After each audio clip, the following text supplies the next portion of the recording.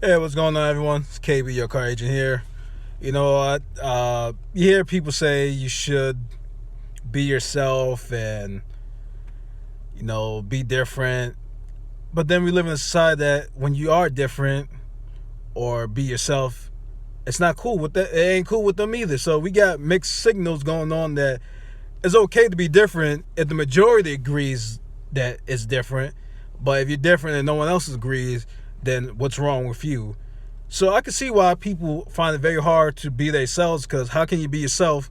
One, we are our parents, so we are influenced by them. So it's not until we get older and realize what parts of us and what parts of them is subconsciously we still focusing on what they think or how they feel. A lot of things we're doing is not really us.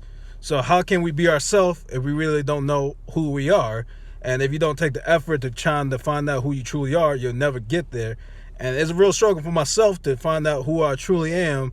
Even when I do have some type of idea, I feel like the world is not ready for that. And I have to be careful about that. So everything's influenced by that. Because if you say what's really on your mind or how you really feel, you could lose your job.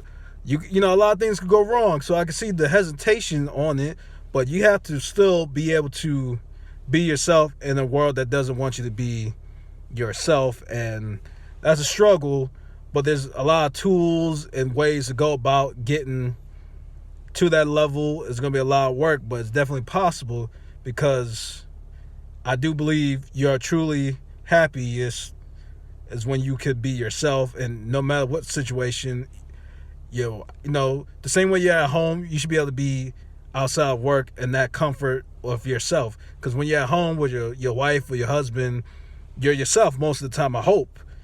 But even then, there's people that are in marriages that they're not themselves, and then when they find out who they really are, they don't like that person, so then they put on the image of what they did like. So it's a whole cycle that is a vicious cycle, actually, if you don't stop it and don't realize you're actually doing it.